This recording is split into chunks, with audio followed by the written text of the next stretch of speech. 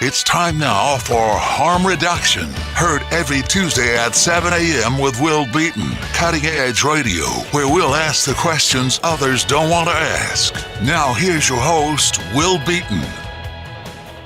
Hello, everybody. Welcome to the Harm Reduction Report. Today we are going to be listening to an interview I recorded with my friend Walter while I was staying at Cal's apartment a few weeks ago, just before Martin Luther King Day, as we'll mention in the clip. Walter's interviewing for this video project, so I've got the camera on him for about 20 minutes. Our whole conversation is more than an hour and a half long, so this is just a 57-minute clip that's going to be broadcast on the radio here, but come online to the Sandbagger News YouTube channel and listen to the whole conversation.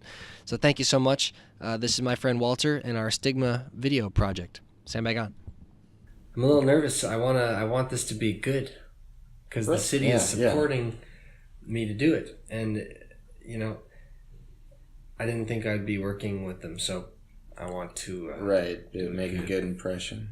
Yeah. I mean, I think especially for a project like this, it's like essential to not assume that anybody listening knows anything about addiction and that experience, because when you start like assuming those things, people already just fill in the blanks. You know what I mean? What kinds of things do you think people assume? Negative things. I mean, I'm talking about. I mean, if they know somebody who's had an addiction, especially somebody close to them, they undoubtedly have at least a better understanding of it than somebody who's just learned about it through media or health class or something like that. Health class. Yeah. Yeah, it's pretty funny to think that is where most of us have talked most about drugs or sex. I probably talked to my middle school health teachers more about sex than I ever had my own parents. No, I never talked to my parents about sex. Which is really funny, considering your parents having sex is the reason that I'm sitting here. Yeah, exactly. Yeah, it's a little bit, a little ironic, but and then that responsibility is just like deferred onto this, health teacher who really doesn't give it, like, they don't want to. This is the worst part of the class for them. I want to talk to sex. It's a really important issue. Do you remember much about your drug education at elementary school or middle school? I remember seeing a few. The meth videos were the ones that left the biggest impression on me.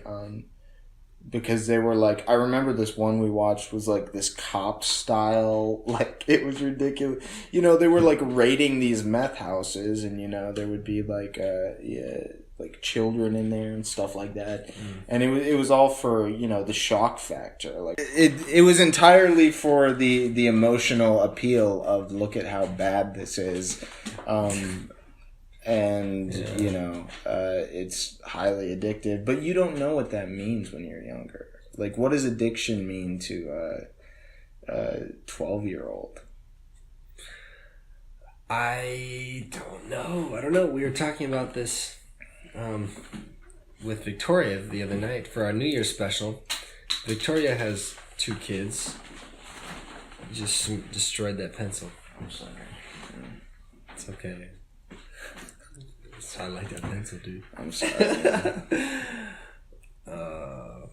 And how do you talk to kids about drugs and stuff? Wouldn't it be cool if there was like a Bill Nye the Science Guy? I mean, you remember how that show affected us when we were young? Right. A lot. It got you engaged, right. It was fun. Sincere, good information about science issues that kids could understand. It's definitely made for kids. Really funny for kids.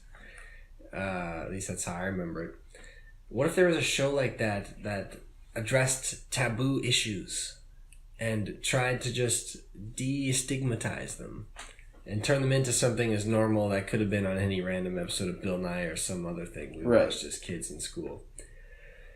about drugs and about addiction and about other taboo issues. Wouldn't that be cool?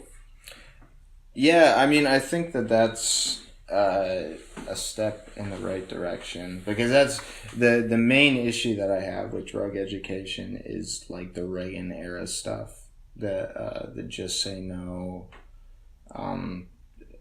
all of this deterrent action, like just trying to get people to stay as far away from drugs as they can, and that doesn't work. Like, we know that doesn't work. That's, we've been doing that for 40 years now, 40 plus years. And it hasn't improved the situation at all, but they don't want to try anything else. The scare, the appeal to, fear is, it doesn't work, and it bolsters all of the stigmas that are associated with addiction and drug use. It makes everything worse. I think it'd be good if people could see a lot of the common sense reasons why destigmatizing things is better for a community. The city is planning on doing an event specifically about how addiction and stuff like that impacts businesses in town, and is like an economic thing. And I mean, yeah, the cost of treatment or of jailing these people or of other things. Talking about money, and people seem very reasonable when you give them a money reason why to act, make a behavior change. But if I could tell you save money, switching to solar panels, then, you don't need any environmental reason to do it. Something like that. Right. Maybe it'd be nice if we could explain how it's as if we keep certain things stigmatized, that'll be good for us. That's kind of what we assume when we bolster a stigma, right? Yeah. We say, ooh, if I just keep my mouth shut about that and everybody else does the same, I think this would be in our best favor. I mean, that's natural. It's, that sort of nihilistic, like, if I don't think about it, it's not there. That's pretty natural. It comes naturally to us, but you're right, it doesn't do anything for us. Right. If another behavior were shown to actually reduce certain things which save a community money on jailing people or on treating people or on whatever, doing anything else, then that's what we'd be interested in. Just whether or not you have the moral or emotional response to help somebody like that too. They all go together, kind of. Yeah, they do. It's interconnected, and I think that that's an important thing to remember, is that they, all of these things influence each other, and I think we have a tendency to treat them as, being exclusives, which, compartmentalizing stuff like that, especially when an issue is this big and has this many different facets, because it's not just, it's not just the drug use or the drug dealing or the way that law enforcement handles drugs. It's not any one of those singularly. They all combine to be this really complex problem, and you can't treat that with a simplistic solution. You can't treat that with just fear or just sort of appealing to the economic rationality of the situation. But I think that the more you connect those things in explaining to people, how the problem can be solved, the more it combination becomes, of all these right, things. It does the issue justice, I guess. Yeah, I think so too. A lot of people say we can't just arrest our way out of this. And a lot of police will say this. And the people who are typically, I don't know, if you just say pro the old ways, or if you say against the new harm reduction models, or some combination of resistant to some of these things, will say we can't arrest our way out of this. But even the chief of police in Grand Forks, Nelson, I think, has said, we can't arrest our way out of this, but we are still going to try. or we're going to do so anyway. Sorry, maybe it wasn't Chief Nelson. It might have been Chris Myers. I don't remember actually who said it. I should double check. But some folks like that, I guess, might say that. And that seems silly. It's like when you hear somebody say, "Oh, you just gotta lift yourself up by your own bootstraps." Right. Well, you can't. Yeah. You can't. By definition, it's not gonna work. So when they say we can't arrest our way out of this, but we're gonna try anyway, it's like, well, does that mean you're giving up? Right. Or are you just saying that has to be one part of the whole community solution, which must also include these other things like harm reduction and treatment? I think it's good for people who are, whatever little segment of this pie you're invested in or you're into, whether you're an officer or a treatment professional or something, to point out that it's a pie that includes these other pieces. That seems like a message each of them could rally around, even if they kind of different approaches. Right, and I think that is essential, the inclusivity of, like, not being so stubbornly and staunchly dedicated to one solution, because especially one that we've been trying for years and years, and it hasn't really worked out. So, I mean, I know that there are some people that believe that there are ways that we can tighten up and make law enforcement, the key role in reducing substance abuse and illicit drug use. But I don't think that it will work just by itself. Right. Yeah, and it seems like everybody knows that now. Perhaps we'd known that for a lot longer than we care to admit. Right. But we were afraid to realize it, afraid to admit it maybe. Yeah, for whatever reason, it seems in style now to admit that, no matter where you lean on the whatever other spectrum, which is probably good for us. Yeah, I think that's definitely a healthier approach. But we can do better. This thing here, Augsburg University's StepUP Recovery House program. I'm just reading about it, and Walter, you went to Augsburg University. Yeah, I went there when it was Augsburg College. See, I thought it was. Yeah, Augsburg it was Augsburg College. They changed it like a year or two ago. I thought this was a different place. No, yeah, it's weird because I still say college all the time. It's like the place I went to school no longer exists. So weird. Yeah.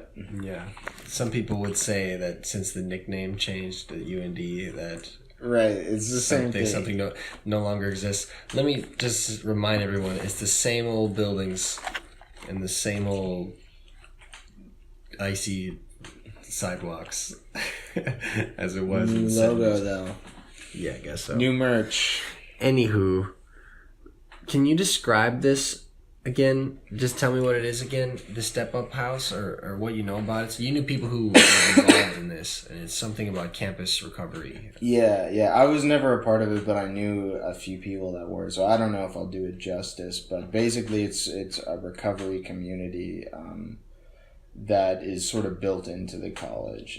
It's like a dorm type setting where you live with other people who are in recovery, and there's a little more structure. You have floor meetings and stuff like that.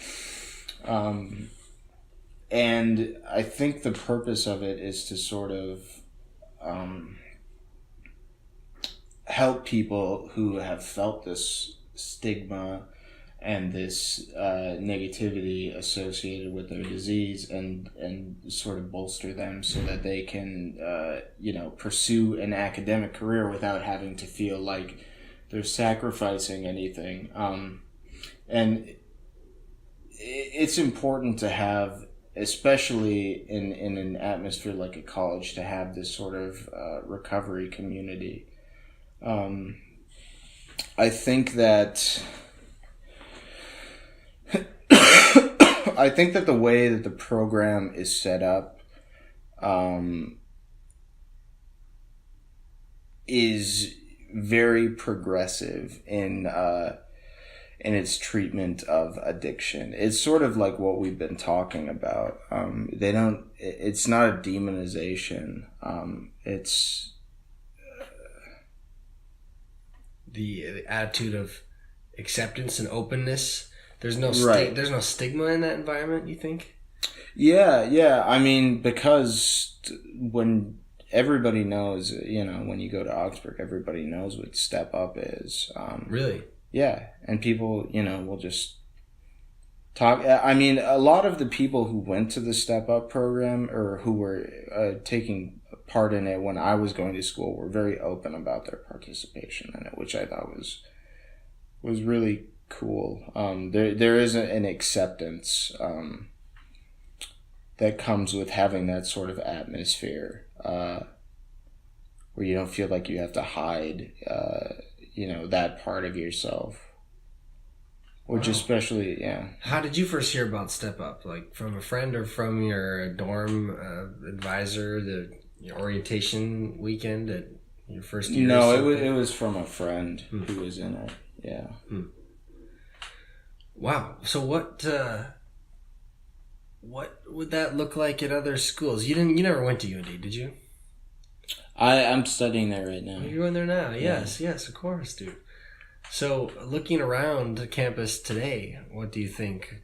Would a community like that be welcome or needed here? Yeah, I mean, I think I honestly don't know, what the size of the recovery community at UND is.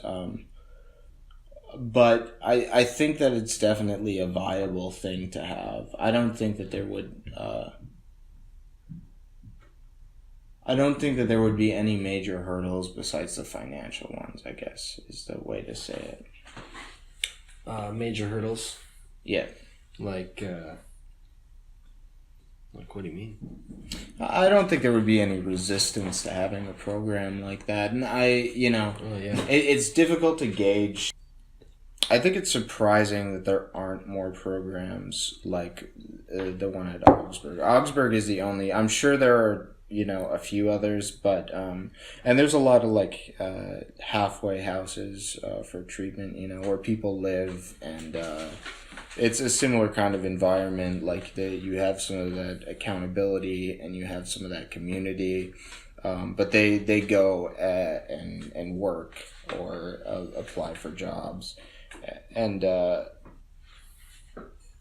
so it's different when it's a part of an establishment like a college. So you think something like that at UND would benefit people? I bet the community is bigger than we know. The recovery community, Right. people going to UND who would benefit from that. And I bet we would only ever find out that the community is bigger than we think it is by doing something like this, giving them away, giving people a place to come together about that. Right. Create a community over that. Probably need for it. I mean, yeah, and right. That's kind of the whole theme of this thing, as you've explained it to me, and I think you're right that is that sort of visibility is what's needed to create a healthy environment for people with addictions. It can Build that trust. Exactly, especially in a college environment. Like there are a lot of stereotypes and misconceptions about college life, I think, that just get perpetuated constantly. Even people who are in college do this, but I still think that it can be sort of alienating to even have that idea in your head about like, the partying's just a part of college and stuff like that. It can sort of foster this unhealthy environment. Here we are, two sandbaggers sitting down by the river. Exactly. Little Yeah. Right. GFunker. Sitting down by the river. Right where we started. Were you born at Altru? I was 93? 92. 92. Yeah. I'm a 94. Really? You must have been early in the year then. January. January? When's your birthday? Martin Luther King Jr.'s birthday. No idea what that is. January 15th. 15th. Oh, that's a day before Britney's. Really? Yeah.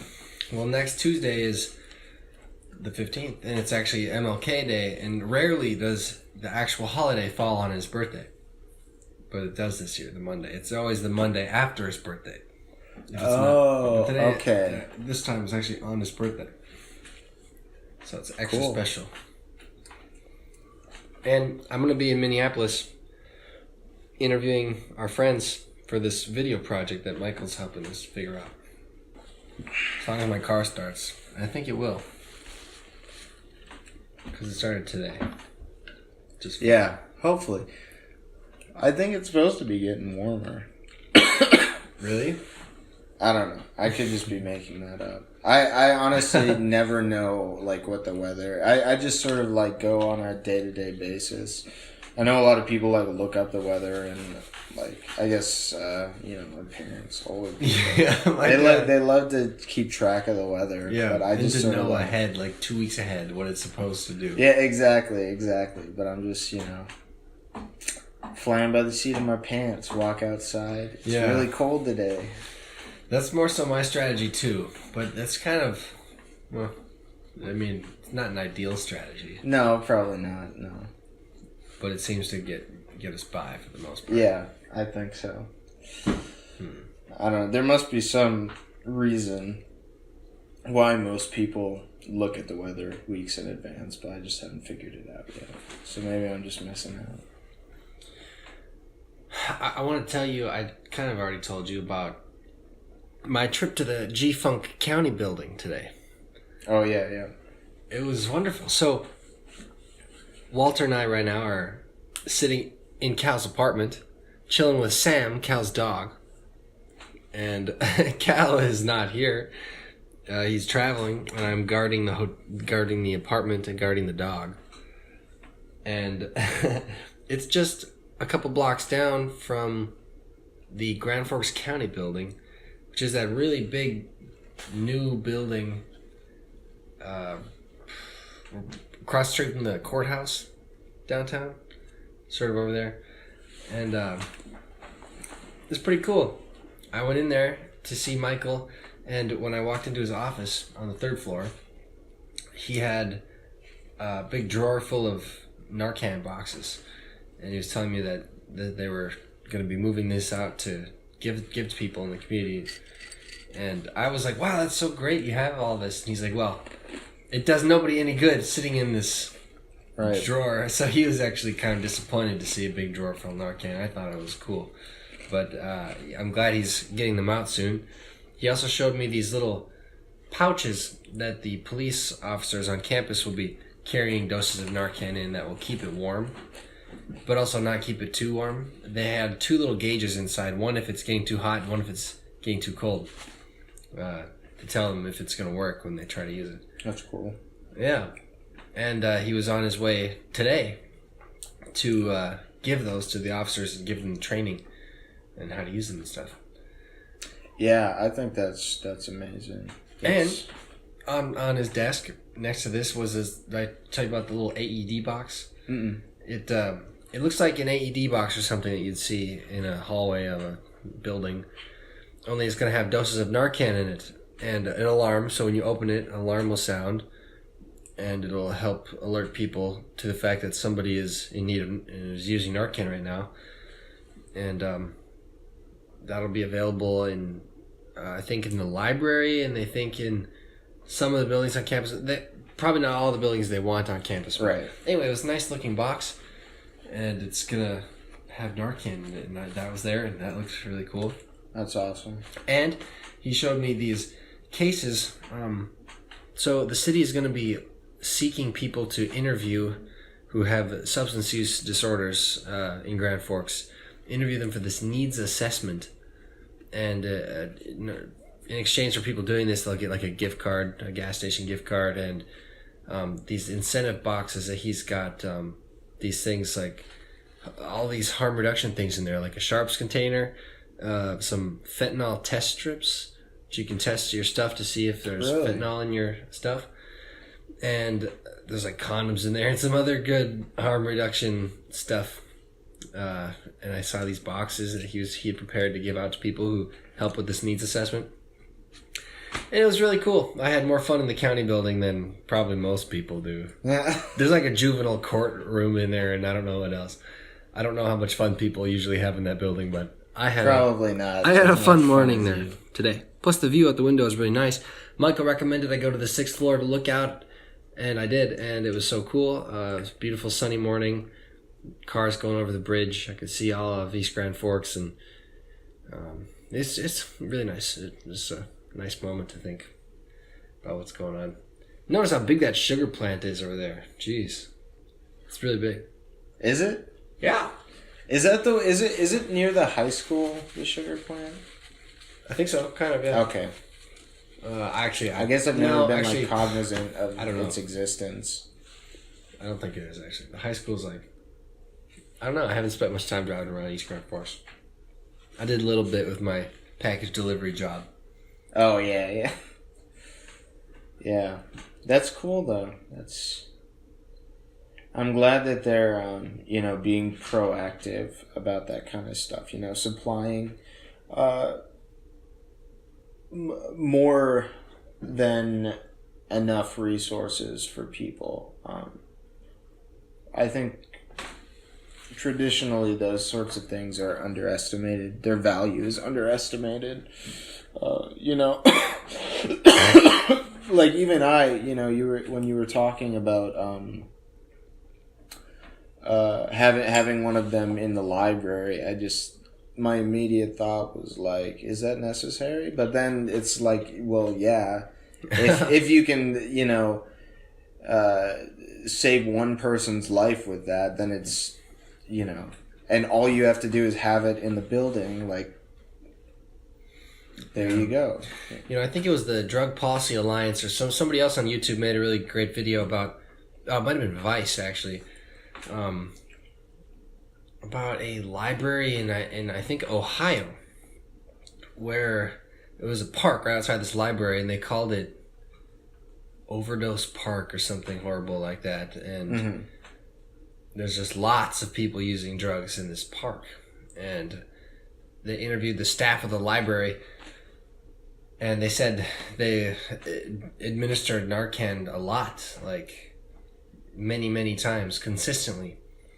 And this kind of just happened to be at the library where this was really needed there. So when you just that reaction of why would right, yeah, that's a great reaction, because I totally get it, because my memories of the library growing up were not like this, story from Ohio. Exactly, and I mean that's sort of the insidious thing about addiction, is that it can be anywhere, but there's always this sort of veil, no matter how thin, that people like to act like it's not happening. That sort of acknowledgement is very taboo, to like Overdose Park, like you were saying. Like, I'm sure that has a terrible reputation in their community, and people probably don't want to go there because they don't want to see that stuff. And that's the issue. You push them to the outskirts, you marginalize people who have addictions, and they're forced to do drugs in places where they can't get help because they don't want to be seen. Even if it does have a reputation for that, it's obviously not a location that's like central to the community where they could get help if they needed it. And I mean, I'm glad that the library, though, has been administering the Narcan. Like, these librarians are like saving lives. It's almost part of their job now. Right. Think about that. That's crazy. That's amazing, though. Harm reduction squad. Do you think harm reduction job duties should be more widely Do you think that should be a part of certain types of jobs? Learning about that kind of stuff. Well, I think every action anyone undertakes can be done with the spirit of harm reduction. Whether you're just walking to your car in an icy parking lot or about to ingest a substance that'll alter your body or your mind. You can do this mindfully. Okay, so harm reduction isn't specific to any sort of activity. I don't think so, but it's often referred to in this, when we're talking about substance use. Right. A harm reduction model, as it applies to that, would include some of these things we've been talking about, like a recovery community where there's no stigma about this thing, because we know that removing stigma increases recovery rates and stuff. Providing the fentanyl strips is harm reduction, because somebody now is going to use those strips to test their stuff so that they don't overdose and accidentally ingest fentanyl, hopefully. Stuff like that. So that's really good. Those are harm reduction things. It's when you're dealing with substances that kill people, it's really easy to think about the failures of harm reduction and the needs for it, the places it's needed. Sometimes we're sitting here eating my mother's puppy chow, acting like, oh, no big deal. We might be developing all kinds of health problems by ingesting these things on a regular basis. But it's more insidious, so we don't think about it. When we think about drugs, it's very obvious where the harm is. We see the harm, so we can think about ways to reduce that harm. Right, yeah, and I think that's a good point. I mean, the first thing that you think of when you say the word drugs, for most people, it is negative. It's a very negative word for most people. And that association is built up over time. You're taught to associate drugs with poverty, with unsafe conditions, with death. And when stuff like that is stacked up, you start to not view the issue as like having to deal with people. You start to think of it as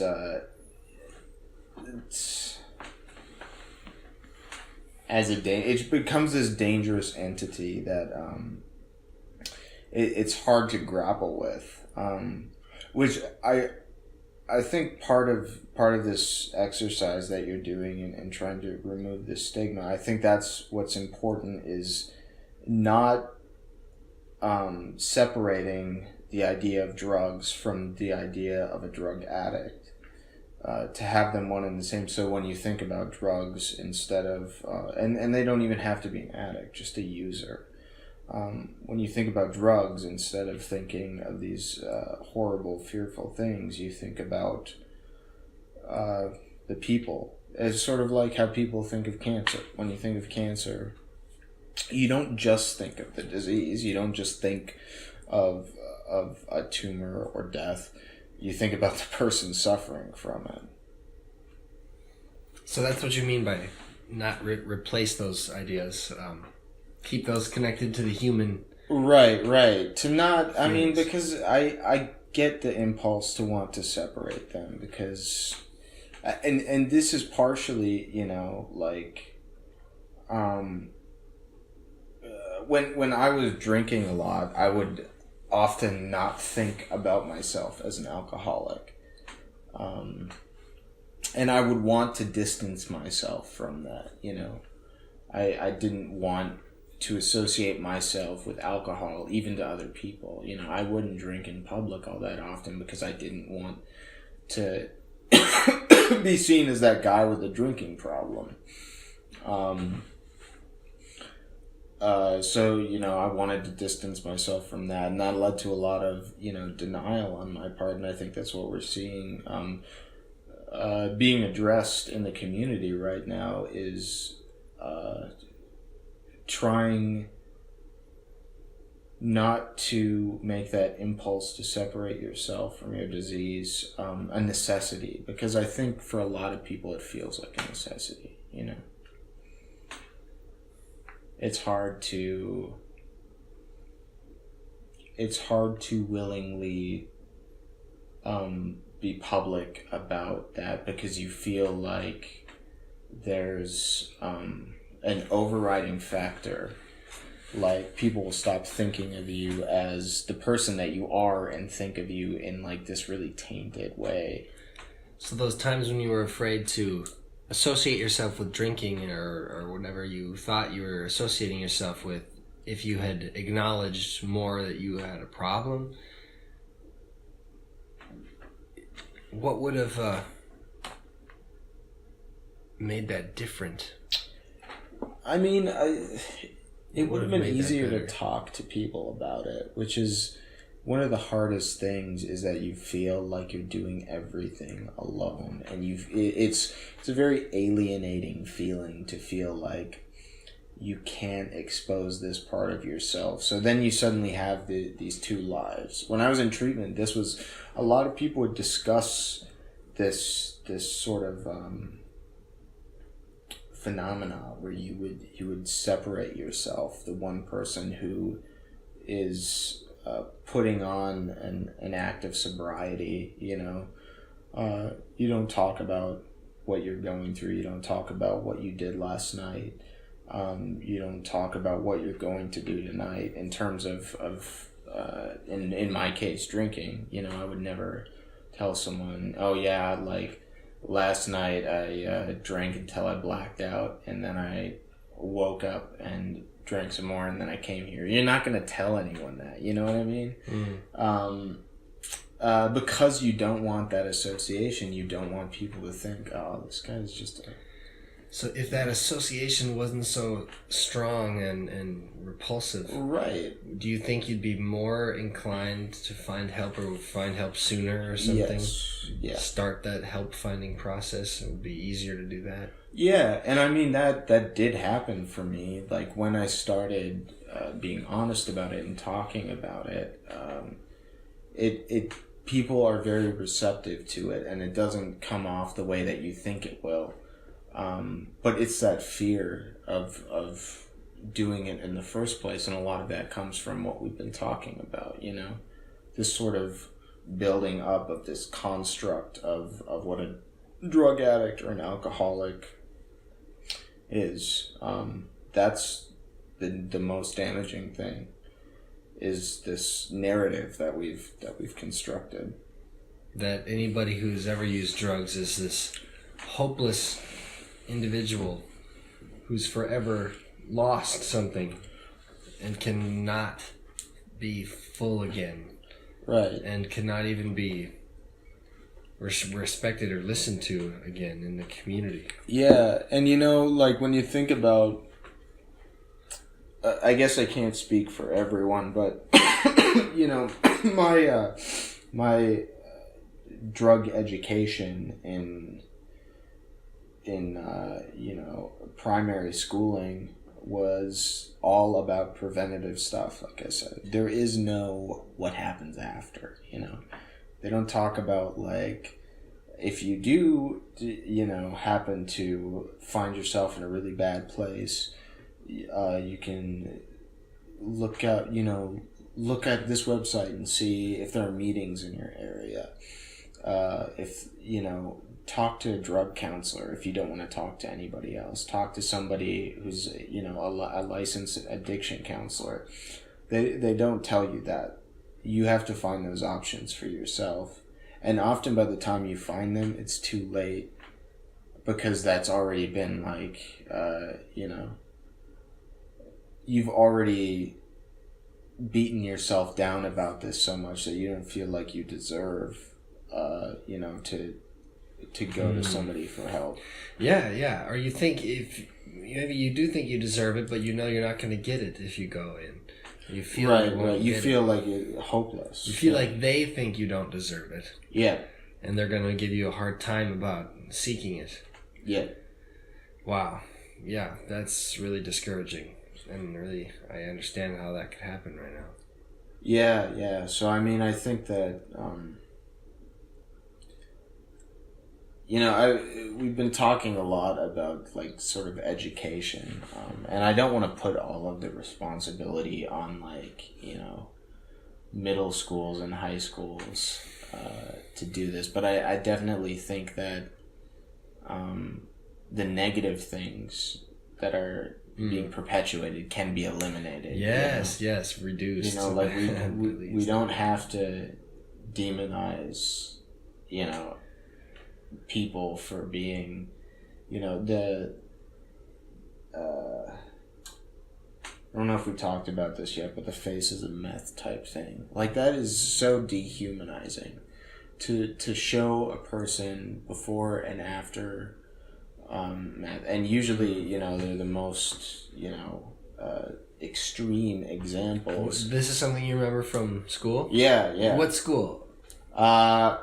I think this was in middle school. So it was in Schrader Middle School.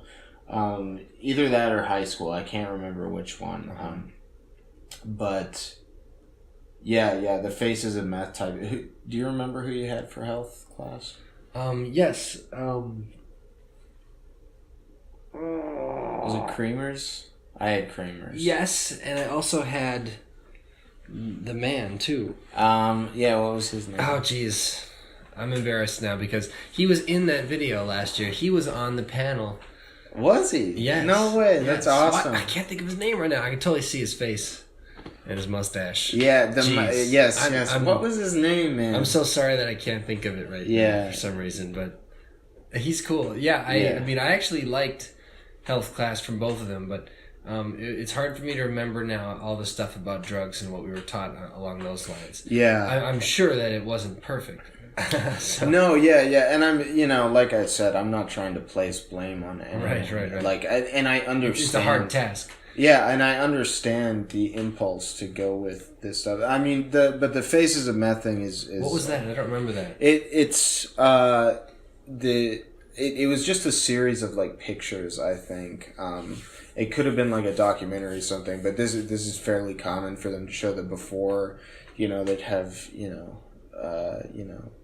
beautiful skin, a big bright smile, and then they'd show a mugshot of them, where they've sort of deteriorated in appearance because of an addiction to meth. But the whole point of it was not like, wow, look at these poor people who have fallen victim to this, extremely addictive drug. It wasn't that. It was, do you want to look like that? No, you don't. So don't do it. So it's just so dehumanizing, It's like... Further stigmatizing. If one kid in the class was considering telling his friend about his personal drug problem, and then they both watched that in school together, he might be more afraid to come out to his friends about it. Right, yeah. Because they'll say, "Oh, you're one of those nasty people." Maybe that's the feeling you got from it. Yeah. Yeah, wow. The biggest memory I have from health class was when we were watching a video about menstruation and Quinn Bauman puked on me. Oh, he actually puked? Yeah. Wow. Was it like that graphic, or was he just like sick? I don't know. Quinn, give us a call. We got a. I know. That was a wild day for both of us. He didn't puke exactly right on me, but I was sitting right next to him. It was close. I think I remember the animation. It was just a very crudely animated sequence. It wasn't. I don't know. It was, I suppose, a little intense subject matter for a bunch of 7th graders. I don't know. Other than that, I don't remember much from health class. I remember once in elementary school, Mr. Pyle, a counselor there at Century Elementary, was reading to us a story. And all I remember was, I think the character, this guy's name was, it might have been a true story. I think he was a Hispanic guy, young guy. And in this story, he's with his friends who are in a gang or something, and he gets shot. And Mr. Pyle, I remember describing the blood coming out of the guy's mouth, and it was like really intense. And I think I passed out, like, just listening to that story, remembering the blood. And that's pretty vivid. Maybe I was a little sensitive kid, I don't know. But I mean, if you have an overactive imagination and you start visualizing that stuff, that's pretty gruesome for... Yes. I think this had something to do with some kind of... maybe it wasn't through DARE or drug education, but it was about, some lecture, like sermon from the counselor about behaving. Gang violence or something? I don't know. Maybe it was about drugs, or I don't know. We were learning about the violence of young men, I guess. I don't know. And it worked. This image freaked me out, and I wanted nothing to do. I didn't want to. You didn't want to. That. So it kind of worked, and then it freaked me out for a while. But other than that, I can't remember what else we were really learning in drugs. I have these vague images of sitting on the floor with my classmates, like looking up at some slideshow or some video about drugs. But that's all I can remember. Yeah. I mean, I don't remember all that much, to be honest. I just remember a few of the images that they used, and also the like cop style documentary that they showed us about people using meth, where they'd follow the cops in to like raiding a meth house, and like I mean, it was pretty unique way of approing Mr. Delmore, that's his name. Yes. Jeez, I remember that. I'm sorry, Mr. Delmore. Mr. Delmore interviewed for me, and he was in the video that we made that won us that $500 in those 2 trips to Washington, D.C. to talk on behalf of the UND Psychedelic Club. So I owe Mr. Delmore our thanks, and now an apology for forgetting his name there for a second. And for being my 8th grade health teacher, or 10th grade health teacher, or whatever. What would be the coolest way? I've imagined... Wouldn't it be fun to have another event at the Empire or something where there's some video screenings, some short videos with some intermittent discussion, maybe a couple presentations, where people are showing us data about something, or a couple personal stories, maybe also some live music performances about harm reduction stories or something, and some of the thing that I'm making for them. So what is it that we're making for them, for the city, with the city, by interviewing, by getting these stories about stigma? What is it we would like to show? Because I'm worried when you go into the endeavor of trying to reduce the stigma about something, there's the possibility of the worst thing happening, and that is somehow inadvertently making it worse. Right. And it seems there are more ways than ever how this can happen to even a well-intended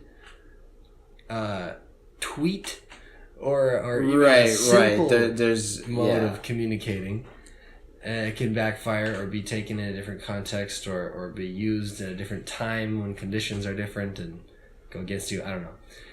When for example, the video we made last year at the city's panel event, I was worried after we put it out because I thought maybe we were too critical. Maybe what I thought was just going to be shedding light on something and being good for the community by showing them something.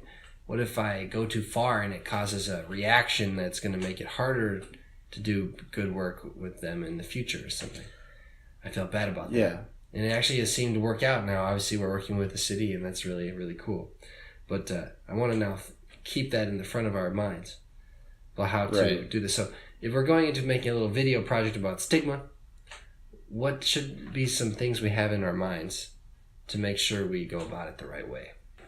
I mean, I'm probably not the best person to establish that. I mean, it's like my thoughts on that are I would never think the worst possible thing you can do is be intentionally provocative without really having anything to say. That's I mean, I would never, the danger is, it's a subject that people are really passionate about, obviously, and you want to provoke some feeling, but if you get too emotional, it's just, it's no better than the things that we were discussing earlier. You know, you can't just, yell at somebody and tell them to care about something. It's, or say like, think about the blood, Billy. Yeah, exactly. I mean, but that's, you can't appeal to emotions like that and expect people to react, especially if it's something critical. I think criticism is good, but you have to be smart about it, and you have to be willing to concede certain things if you need to. So, I mean, yeah, I think that that's just the way that I approach things like this, is just, even though I feel strongly about a lot of things, like, I try not to say anything too provocative if I don't have, a good way of back. Mm-hmm. I think that's our main mission with this little video project, to be like, look, normal Grand Forkser people. And they're just like you. Just like you. Yeah. I don't know how much, like, Grand Forks... Have you noticed stigma growing up in Grand Forks with this stuff? I mean, North Dakota is interesting because part of us, part of the culture is taking pride in, especially in regards to alcohol, consuming a lot. Taking pride in consuming a lot? Yeah. I mean, it's kind of, it's kind of a part of the culture. And I hesitate to say that that's even, the people who are proud of that it's unhealthy to be proud of it, because I suspect that a lot of them are not alcoholics, and it's just sort of like, the hold my beer meme, stuff like that. Like, it's... The little posters at your grandma's house in the bathroom that just say, like, a balanced meal, a beer in each hand. Exactly. Stuff like that. And it's like, that's not inherently bad, but it contributes to, like, this feeling of, like, oh, like, this is okay, but I'm struggling a lot, so what's going on here? What if there were similar messages for, like, opioid use? Exactly. And that's one of the biggest differences is that's like, if that was a poster for opioid use, people would automatically, like, dismiss it. And that's part of the problem, is that it's, like, if you use opioids, unless you have, like, a group of people or a community of your own where it's okay to be open about it, you don't want to let anybody else into that bubble, And I don't want to speak for people who, use opioids or have used them in the past and have struggled with them. But I would assume that it's different because that's not really something you can bring up as easily to a family member who doesn't already know about it. Like, I can if somebody offers me a beer at, like, a family gathering or something, I can just, like, no, I'm okay. And then if they ask again, I'll just be like, I'm in recovery. And then it's, but it's different for opioids because, your aunt who lives in, Harvey, North Dakota, probably doesn't have, a point of reference for that like they do with beer, Point of reference, yeah. Yeah, it's because alcoholism, like, even people who have, like, a negative view of alcohol, a lot of people have a point of reference for that. A lot of people have, relatives that at some point in time have, struggled with drinking too much. And it's a little bit easier for people to recognize and to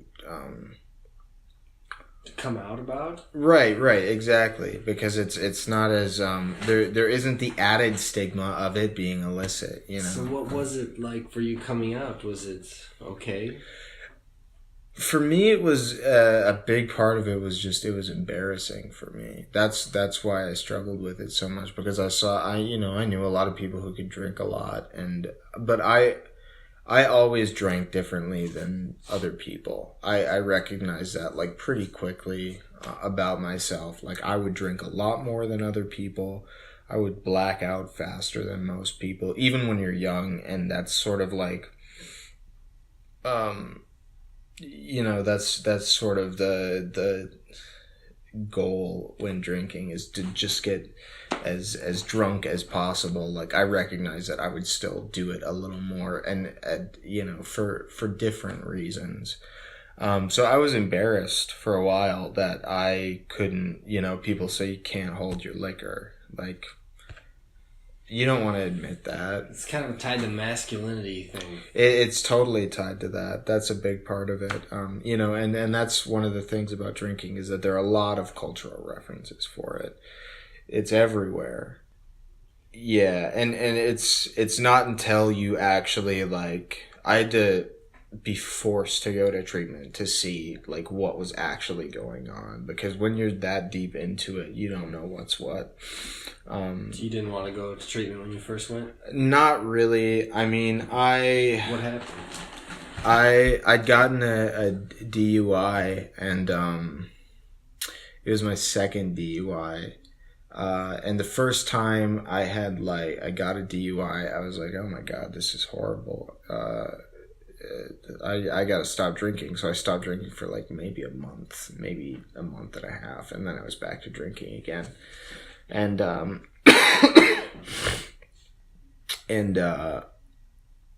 the second time it happened was like a year and a half later. It was less than 2 years. And I got arrested, and I was like blackout drunk. It was really bad. I got arrested outside the airport in Hennepin.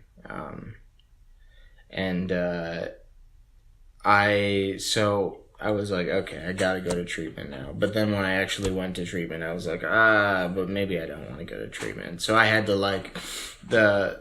Brittany and my mom brought me there, and they had to force me to go in because I didn't want to, spend a month or two in treatment. But then once you get in there and you're removed from the situation that you're in, which is just this perpetual cycle of drinking and, having emotional and psychological issues as a consequence of drinking, and then drinking more because of those, and it just starts happening, and it becomes very confusing and very hard to distinguish like what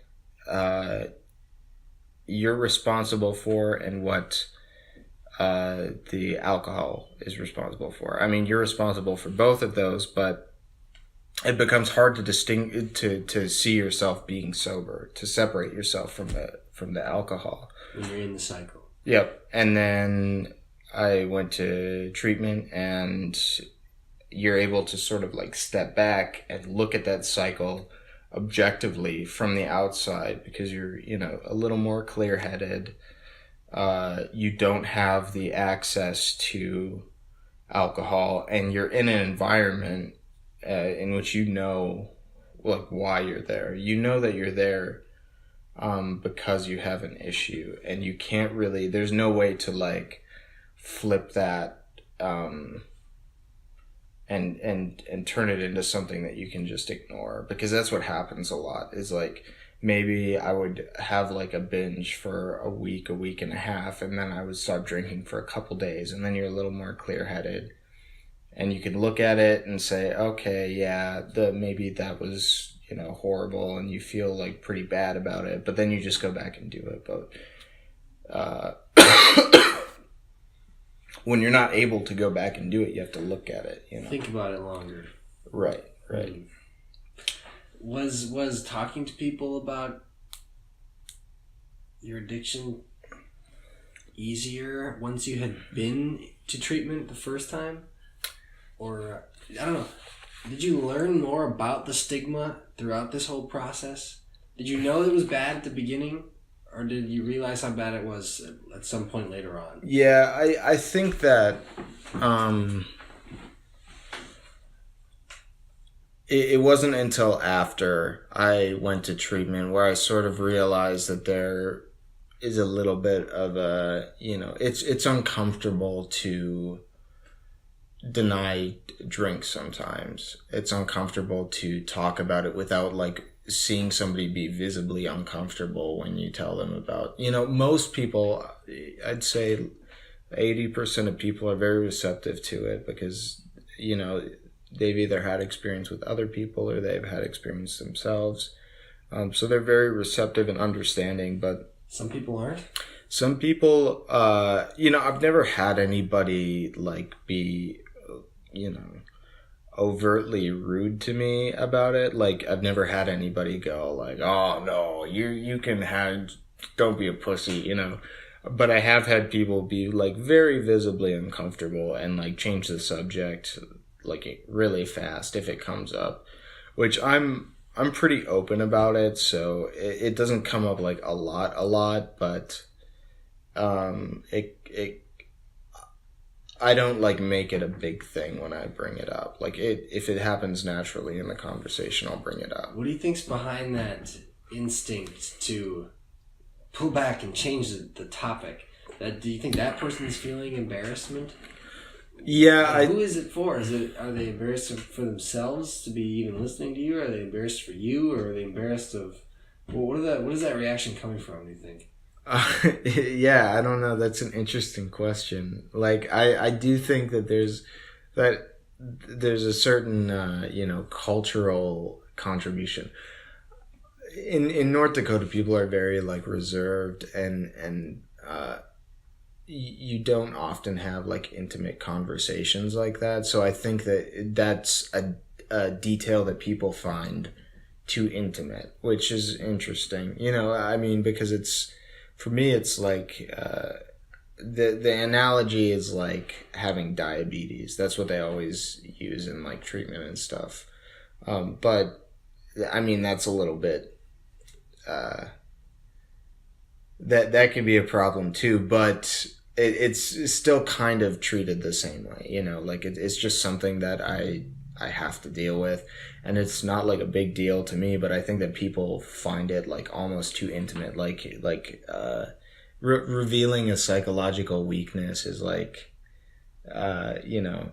too much for them, and I don't blame people for feeling that way. I think it just comes from like your own experiences, and what your experience with those things is. Because if your only experience with alcoholics is like seeing them on TV and movies, like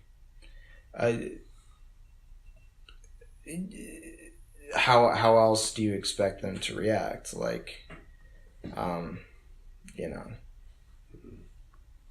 Yeah. Do you think your perception of the stigma and stuff has changed going through this process? Yeah, definitely in terms of other substances. I think before, like, I never had a particularly negative view of people who were addicted to drugs like meth or opioids before, but I was always a little bit like cautious, and that's probably the same thing that happens when people recoil from hearing that about my alcoholism. It's probably the same reaction, but because I didn't understand it, so it was like a little bit scary to hear stuff like that. I don't know if scary is the right word. I'm rambling right now. No. Yeah.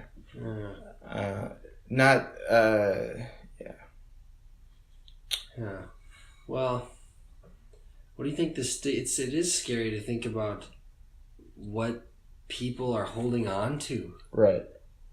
that they don't have to be holding on to, that they can go get help for. Yeah. Everybody knows somebody who either commits suicide or ended up having a drug problem that they never thought would. And it was the biggest surprise ever. And you totally thought this person had everything just... Right. They never would do this. And it happens. So it's scary to think about what people are holding on to because of the stigma right now. Right. And I think that's where the shift in perception is that you realize that you cannot identify somebody who is addicted to drugs. You can't pick them out in a lineup, and you think that you can. That's the thing.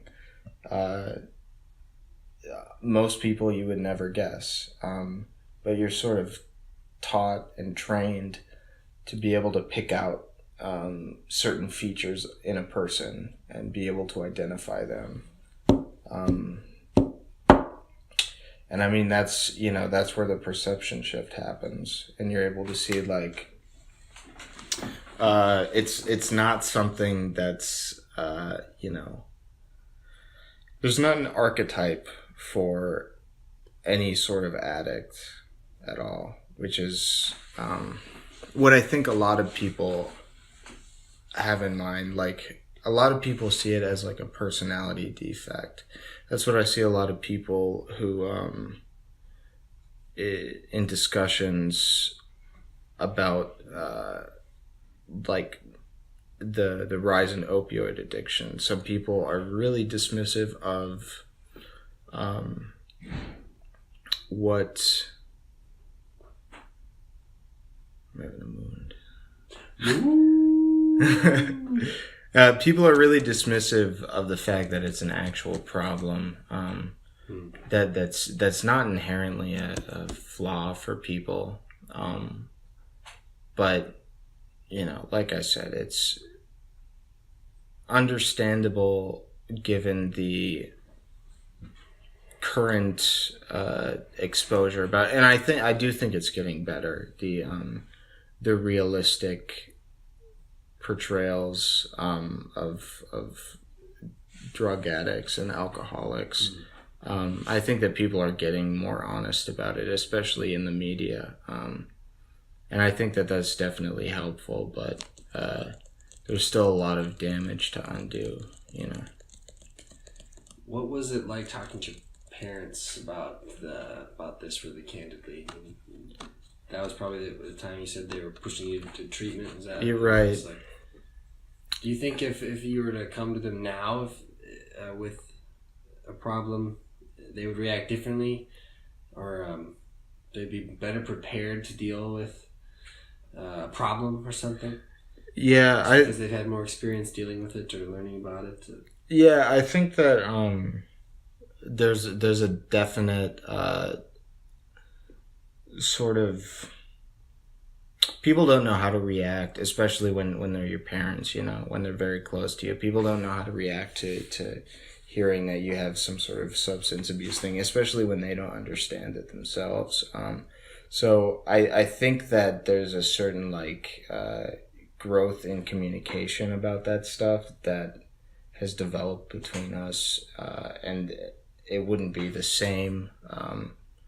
They would be much more open and receptive and willing to work things out, rather than panicking or feeling like they did something wrong because their son is an alcoholic or something like that. Now they sort of understand that it's Did you ever get vibes like that from them?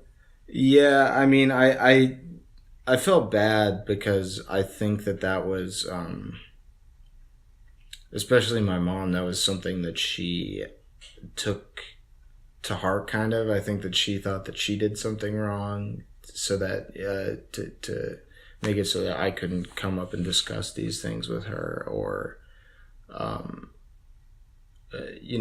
not wanting to reveal anything about it to her. And I think that that was one of the harder things for me too, when I was talking to her about it. Was I felt like, there was this I was already putting this weight onto the conversation, where I was like, she's gonna take this really hard. She's going to be really disappointed in me. She's going to, she's not going to know what to do. So it's, that was one of the things that was hardest about it, was this, sort of perception that other people think these things, the imagined other, judging you or something like that. Yes, and when it's our parents, it's so silly, because most of the time our parents, all they want to do is love us. And they just want to help. Right. And I think that's what most people want, If we could better explain our true feelings and they could explain theirs, we could probably find ways to deal with most of these things in a family or in a society. Right, yeah. But we have such a hard time communicating. Yeah, I mean, like I said, I think that's something that's been built up over time, and it's going to take a while to sort of parse through.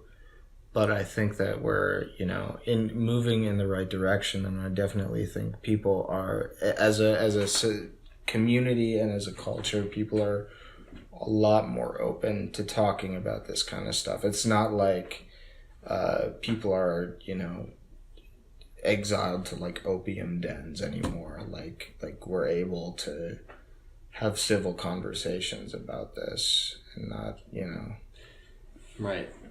It's too bad when we know we're still arresting a lot of people over it, but also, yeah, we've made a lot of progress. Right, yeah. And I mean, that's the Like, political stuff is a whole different... Could have seen a box of grenades in Michael Duluth's office today, but it was something quite different. Right. That the city's investing in to solve the drug problem. Yeah, dude. Yo, we can keep chatting and hanging out and everything, but I'll turn the camera off soon. Can you think of, I don't know, an image of GFunk in the future? What would it be? Let's say you had kids in this town and they grow up and go to the same schools you did. What would you imagine them, a stigma-less world, or a world with less stigma? What would Grand Forks look like? I think that the resources available to people would be a lot. There would be a lot more readily available. I think that's one of the issues that we have right now, is that people just don't know where to go, or what to do, and because those options aren't available, they feel like they shouldn't ask, they shouldn't seek them out. I know Fargo has a needle exchange right now, and they give out like Narcan and stuff like that. At least promoting safety and not just slapping people's wrists for having an addiction is what's most important. I think that when those resources are available, and when there are recovery communities that aren't just things that you hear about through other people, I think that's extremely important.